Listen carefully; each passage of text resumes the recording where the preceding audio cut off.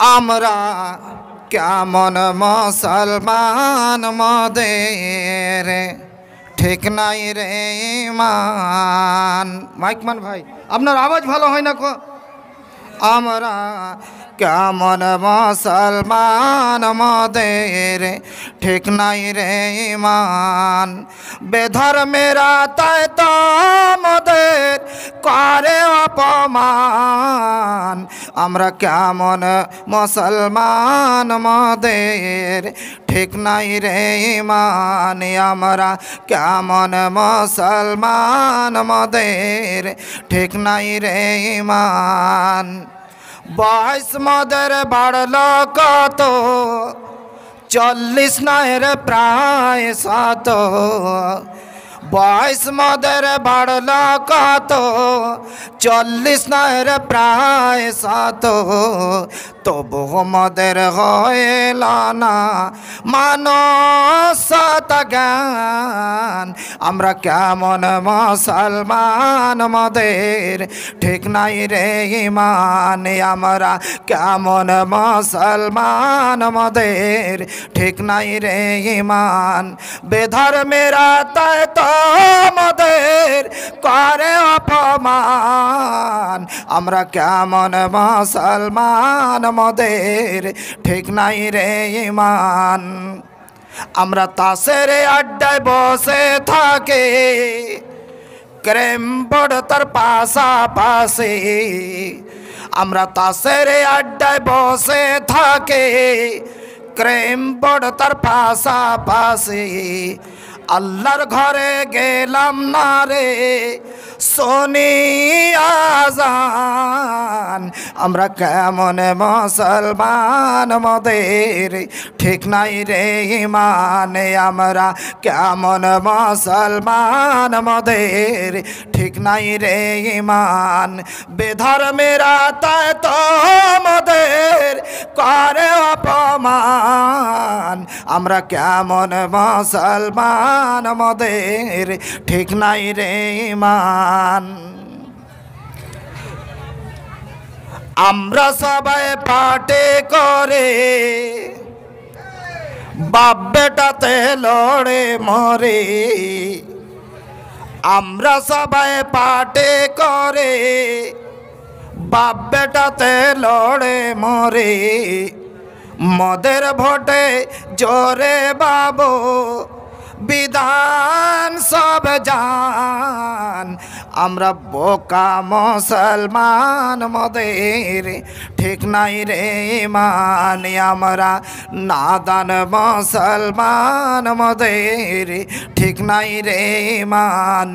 আমরা ওয়াবুজ মুসলমান মদের ঠিক নাই রে ইমান। বেধর্মেরা তাই তো মদের করে অপমান।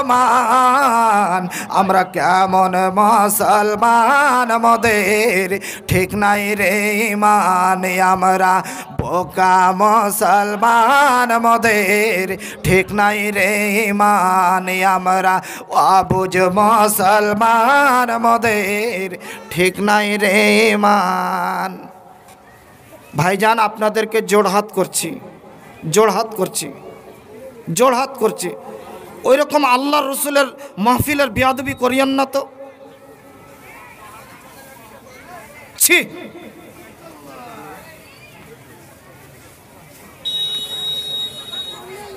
উপস্থিত আজকের এই পবিত্র দিনী সভার সম্মানিত নির্ধারিত নির্বাচিত সভাপতি মহাশয়, অন্যান্য ওলামায়ে কেরাম, অত্র এলাকার সম্মানিত মুরব্বিয়ানে কেরাম, আমার তরুণ যুবক ভাইয়েরা, আরেকদিকে অপেক্ষামান অবলা সরলা সুশিক্ষিতা আমার মা ও ভগ্নীগণ, প্রশংসা মাত্রই সেই মহান করুণাময়ের জন্য যে মহান আল্লাহ রাব্বুল আলামিন আমাদেরকে এই পবিত্র কোরআনের মাহফিলে বসার এবং কোরআন ও হাদিস শ্রবণ করার তৌফিক দিয়েছেন। সকলে একবার মন খুলে বলুন আলহামদুলিল্লাহ। তারপরে পরে আমাদের ধর্মের গুরু, ধর্মের নেতা, আমিনার লাল তাজদার মাদানী রসুল আরবি জনাব রসুল্লাহ বলেন সাল্লাল্লাহু আলাইহি ওয়াসাল্লামের প্রতি কোটি কোটি দরুদ ও শান্তির দ্বারা বর্ষিত হোক। আল্লাহুম্মা সাল্লি আলাই, আল্লাহুম্মা বারিক আলাই। সম্মানিত মুসলিম সমাজ, আমি কোরআনুল কারীম থেকে একটি আয়াত আপনাদেরকে আমি সামনে আপনাদের পড়েছি এবং একখানা হাদিসের কয়েকটা শব্দ আপনাদের শুনিয়েছি। সময় সংকীর্ণ বলে এই কোরআন এবং হাদিসখানাকে সামনে রেখে আমি খুব মূল্যবান জ্ঞানের কথা আপনাদেরকে দিয়ে যাব আমার ক্ষুদ্র জ্ঞানে ইনশাআল্লাহ। ওমা তৌফিক ইল্লা বিল্লাহ। সম্মানিত আজকের শ্রোতাবৃন্দ, আজ আমি অর্থাৎ আমরা দুনিয়ার মোহাব্বতে মেতে গিয়েছি। দুনিয়ার প্রেম প্রীতি আমাদেরকে গ্রাস করেছে। দুনিয়ার ভালোবাসা আমাদেরকে কুপথের দিকে, ধ্বংসের দিকে টানতে আরম্ভ করেছে। ভাইজান, আমরা একটুকুও আর ওই দিকে ভ্রুক্ষেপ দিই না যে আমরা ধ্বংসের পথে যেতে আরম্ভ করেছি। এই পার্থিব জীবনটাতে আপনার আমার যদি ক্ষতি হয় তাহলে এই দুনিয়াতে আমাকে ধ্বংসের মধ্যে নিয়ে চলে যাবে। আমার আপনার জীবনটাকে কীরকম দেখতে হবে? আল্লাহ রাব্বুল আলামিন দুনিয়ার এবং মানুষের জীবনের উদাহরণ দিয়ে আল্লাহ রাব্বুল আলামিন কোরআনে ঘোষণা করেছেন। আল্লাহ বলছেন, কি কোরআনে বললেন? বিসমিল্লাহির রহমানির রহিম।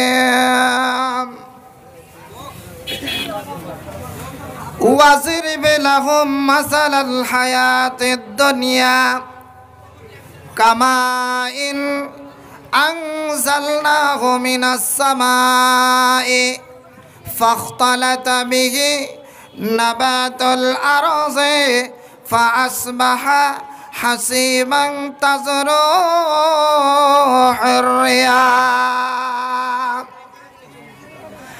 আল্লাহ রাব্বুল আলামিন এই দুনিয়ার উদাহরণ দিতে গিয়ে বলেছেন, দুনিয়ার উদাহরণ, এ আল্লাহর বান্দা বান্দেরা শোনো, এ আমার বান্দা বান্দেরা শোনো, যার মোহাব্বতে পড়ে আজকে তুমি আল্লাহ রসুলকে তুমি ত্যাগ করে দিয়েছ, কোরআনকে তুমি ছেড়ে দিয়েছ, কোরআনকে বলে ভুলে গিয়েছ, দুনিয়ার মোহাব্বতে তোমরা মেতে গিয়েছ। আল্লাহ রাব্বুল আলামিন বললেন, এই দুনিয়ার উদাহরণ কেমন? আল্লাহ বললেন, কামাইন আনজালনাহু মিনাস সামাই ফাখতালাতা বিহি নাবাতুল আরদ।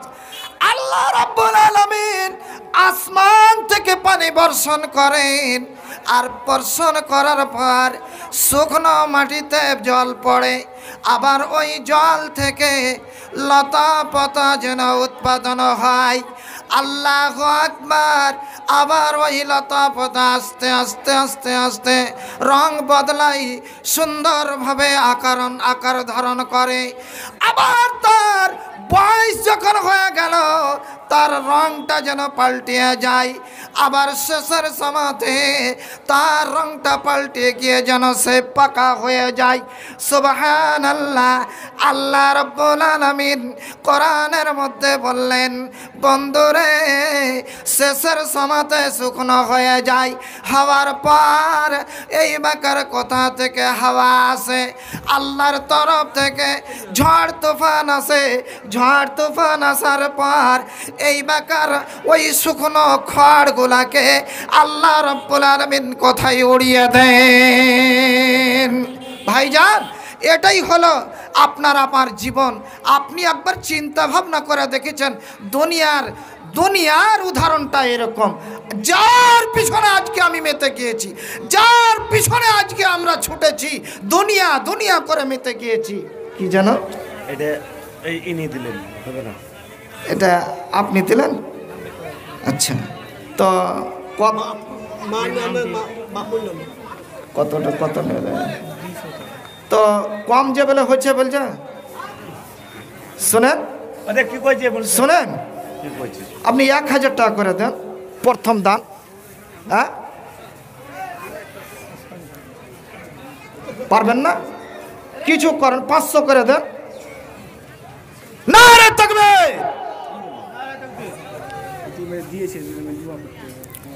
দান তো নিব।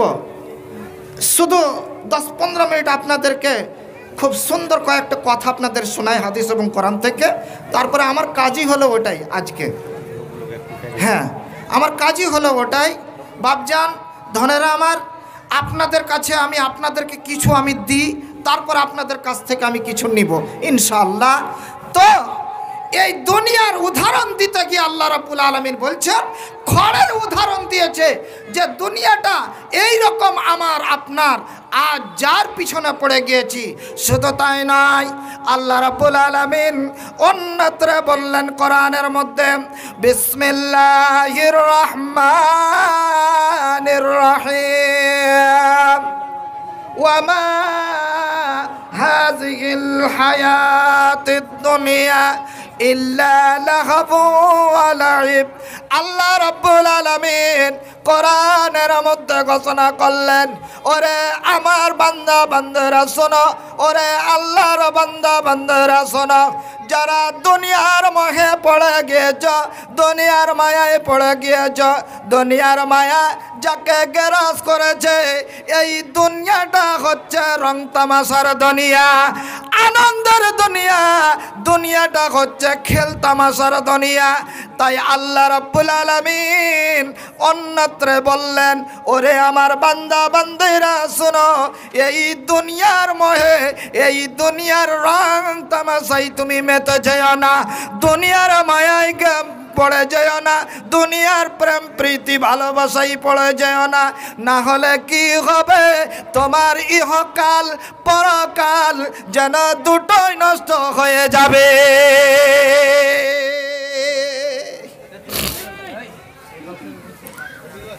আজকে এই দুনিয়ার মায়ায় পড়ে আছি, দুনিয়ার মহব্বত আমাকে গ্রাস করে নিয়েছে। দুনিয়াটা কতটা মূল্য আল্লাহ রাব্বুল আলামিনের কাছে একবার আপনি দেখেছেন? ঝাঁকি মেরে দেখুন। একটা হাদিস আপনাদেরকে বুঝাই, তারপর আপনি বুঝতে পারবেন যে দুনিয়াটা কত আল্লাহর কাছে মর্যাদামান। আর যার পিছনে আমি ছুটেছি, যার পিছনে আমি জান জীবন দিয়ে লেগে আছি, বাপজান, এই দুনিয়াটা কতটা মূল্য আল্লাহ রাব্বুল আলামিনের কাছে। একটা হাদিস আপনাদেরকে শোনাই। ওয়ান আবি হুরায়রা ওয়ান জাবির রাদিয়াল্লাহু তাআলা আনহু আন্না রাসূলুল্লাহি সাল্লাল্লাহু আলাইহি ওয়াসাল্লাম মাররা বিসসুকে ওয়ান নাসু কানা ফাতাইহি ফামাররা বিজাতিগিন আসাক্কা মাইয়াতিন। আল্লাহ রাব্বুল আলামিনের নবী হযরত জাবির রাদিয়াল্লাহু তাআলা আনহু বলছেন, একদিন আল্লাহর নবী কিছু সাহাবাদেরকে সঙ্গে করে নিয়া, সঙ্গীর সাথীদেরকে সঙ্গে করে নিয়া আল্লাহ রাসূল রাস্তা দিয়ে বাজারের দিকে চলে যাচ্ছিলেন। যেতে যেতে যেতে যেতে যেতে যেতে বন্ধুরে একটা যেন রাস্তার ধারে আল্লাহ রসুল দেখলেন একটা যেন ছাগলের বাচ্চা মরে পড়ে আছে। নবী আমার করলেন কি, ছাগলের বাচ্চাটার কাছে গিয়ে দাঁড়ালেন। তারপরে নবী আমার কি করলেন, ওই ছাগলের যেন বাচ্চাটার ফা আখাযা বিউজনিহি, তার কানটাকে আল্লাহর নবী ধরলেন। সুম্মা ক্বালা আইয়ুকুম ইউহিব্বু আন ইয়াকুনা হাযা লাহু বিদিরহামিন। তারপরে আল্লাহর নবী, দয়ার নবী আমার সঙ্গীর সাথীদেরকে বললেন, ওরে আমার সঙ্গীর সাথীরা, এ আমার সাহাবীরা শোনো, তোমাদের মধ্যে কে পছন্দ করো এই ছাগলের বাচ্চাটাকে 1 দিরহামে কিনে নিতে? সাহাবারা হতভম্ব খেয়ে গেলেন। ব্যাপারটা কি? ছাগলের বাচ্চা তো মরে পড়ে আছে, ছাগলটা তো মরে গিয়েছে, আর আল্লাহ রসুল কেন এটাকে বিক্রি করতে চাইছেন? আর কেন আমাদেরকে বললেন যে তোমরা কি কেউ পছন্দ করো কিনে নেবে? সুবহানাল্লাহ। তারপরে সাহাবারা আল্লাহর নবীকে, আল্লাহর রসুলকে, নবীকে সাহাবারা বললেন, ফাকালু মা নুহিব্বু আন্নাহু লানা বিশাইইন ওয়া মা নাসনাউ বিহি ইয়া রাসূলুল্লাহ ইয়া হাবিবাল্লাহ। আল্লাহ রসুল, আমাদের মধ্যে কেউ এমন নেই, কেউ এমন পাগল নয়, কেউ একে পছন্দ করে না আল্লাহ রসুল যে এই ছাগলের বাচ্চাটাকে 1 দিরহামে কিনে নেবে, কেউ পছন্দ করে না আল্লাহর নবী। ওয়া মা নাসনাউ বিহি ইয়া রাসূলুল্লাহ ইয়া হাবিবাল্লাহ। আল্লাহ রসুল, এই ছাগলের বাচ্চাটাকে আমরা কি করব বলেন? সুম্মা ক্বালা আতুহিব্বুনা আন্নাহু লাকুম। আমার সাহাবা বর্গরা, তাহলে বলো। পুনরায় আল্লাহর রসুল প্রশ্ন করলেন, এরে আমার বন্ধুরা বলো, এই ছাগলের বাচ্চাটাকে এমনিতে তোমাদেরকে দিতে চাই, কে এমন আল্লাহর বান্দা আছো ছাগলের বাচ্চাটাকে এমনিতে নিয়ে নেবে? সুবহানাল্লাহ। সাহাবীরা হতভম্ব খেয়ে বললেন, ইয়া রাসূলুল্লাহ ইয়া হাবিবাল্লাহ। আল্লাহ রসুল, আল্লাহ রসুল, এই ছাগলের বাচ্চাটা তো মরে আছে। ইয়া রাসূলুল্লাহ, ছাগলের বাচ্চা তো মরে গিয়েছে। আমার নবী গো, যদি ছাগলের বাচ্চাটা যদি জীবিত থাকতো তবুও তাকে কেউ কিনে নিত না। আন্নাহু আসাক্ক। ইয়া রাসূলুল্লাহ, তার কানগুলা যেন ছোট ছোট। ইয়া রাসূলুল্লাহ ইয়া হাবিবাল্লাহ। আল্লাহ রসুল, জীবিত থাকলেও তো তাকে ডালখোলা বাজারে বিক্রি করা যেত না, কমিতপুরে বিক্রি করা যেত না, তাকে রসখোয়ায় বিক্রি করা যেত না। কিন্তু আল্লাহ রসুল এই তো মৃত্যুবরণ করেছে, মরে গিয়েছে আমার নবী। তাহলে বলুন তো, এই ছাগলের বাচ্চাটাকে কে নেবে? আমরা কেউ পছন্দ করি না। আল্লাহ রসুল বলছেন, মাইকটা ভালো, মাইকটা ভালো বলছি তো, রাগছে লোকটা কত। তো এই ব্যাপার আপনি দেখেন, আল্লাহ রসুল সাহাবাদেরকে বলছেন, ফাওয়াল্লাহি লাদ-দুনিয়া আহওয়ানু আলাল্লাহি মিন হাযা আলাইকুম। ওরে আমার সাহাবীরা শোনো, যার পিছনে তোমরা মেতে আছো, যেই পার্থিব জীবন, যেই দুনিয়াটা, ভাইরে, এই মরা ছাগলের বাচ্চাটার চাইতে আল্লাহর কাছে বেশি নিকৃষ্ট। আল্লাহর কসম খেয়ে বলি, এই ছাগলের বাচ্চাটার চাইতে এই দুনিয়াটা আল্লাহর কাছে মূল্যহীন, এর কোনো মূল্য নাই। আমার বন্ধুরা শোনা নাও, এই ছাগলের বাচ্চাটা তার মালিকে ফেলে দিয়েছে, মরে গিয়েছে, এটাও কিন্তু কাউরির আহার হয়ে যাবে, তাকে পোকামাকড়ে খেয়ে খাবে, কিংবা কুকুর বিড়াল এখনো দেখেনি, দেখলে তাকে ছিঁড়ে ছুটে খাবে। আল্লাহর অন্যান্য মাখলুকের তার আহার হয়ে যাবে। কিন্তু যেই পার্থিব জীবনে আজ আপনি আমি বন্ধু মেতে আছি, এই ছাগলের বাচ্চাটার চাইতে বেশি নিকৃষ্ট। বাইরে আমার বন্ধুরে আমার, আজ দুনিয়ার মায়ায় পড়ে গিয়ে আমার 40খানা বছরকে আমি অতিক্রম করে দিলাম। আজ আমি অপরের কাজ করে যাচ্ছি বন্ধু, নিজের কাজ এখন অবধি আমি হাজির হতে পারলাম না, নিজের কাজে আমি হাজির হতে পারলাম না। আপনি অপরের কাজ করে যাচ্ছেন, কিসের কাজ? আপনি লোকের কাজ করছেন, নিজের কাজ আপনি করেন না। বলে মৌলানা সাহেব এটা কিন্তু বুঝতে পারলাম না, আমার জমি, আমার বাড়ি, আমার গাড়ি, আমার জমি জায়গা থেকে আমি চাষবাস করছি, ফসল উৎপাদন করছি, ব্যবসা বাণিজ্য করছি, এইগুলো তো আমার ব্যক্তিগত, আমার